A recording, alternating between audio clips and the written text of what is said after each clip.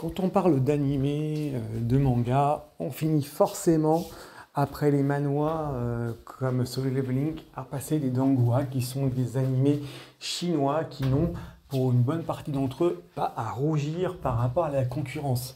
J'avais fait quelques vidéos déjà, entre autres choses, avec Fog of the Four Elements, avec Hero Return, avec Rise of the Week, avec effectivement ce type d'animé que j'avais déjà abordé, hein, Holy Weapon, entre autres choses, qui sont des animés chinois que j'avais abordés, tout comme à un niveau plus simple, on va avoir Daily Life of the Immortal King, des choses comme ça, Caesar 7, enfin, on a des animés chinois, on a un peu à boire, à manger comme dans tous les animés, mais du coup, on se retrouve avec certains animés qui sont excellents, on se retrouve également avec des animés séries qui bénéficient d'une qualité qui est aussi bonne qu'un Final Fantasy jeu vidéo ou que effectivement la CGI ou ce type de choses.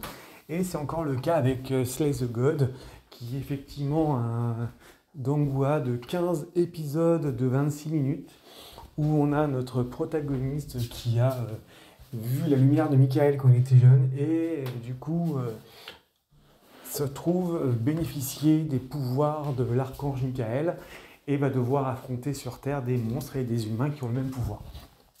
Alors, au-delà de la vision un peu classique de cet animé, on est sur, une fois de plus, comme souvent dans les donghua, sur une animation qui est extrêmement fluide.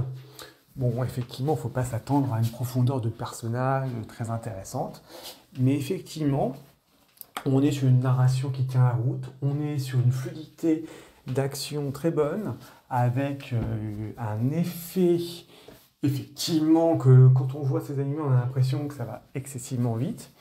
Et je ne peux donc en ce sens que vous recommander cet animé qui est bien sûr pas forcément disponible sur les plateformes classiques, mais effectivement, je découvre pas mal de surprises du côté des animés chinois, et je vous recommande fortement d'aller voir ce type d'animation qui, pour le coup, est franchement bluffante. Et sincèrement, en plus, on s'ennuie pas. L'opening que je ne peux pas mettre est aussi une dinguerie. Même si c'est que de la musique, c'est juste assez intéressant. C'est assez fluide, c'est très dynamique. Bon, faut pas s'attendre à des touches d'humour non plus, hein, c'est un petit peu sombre.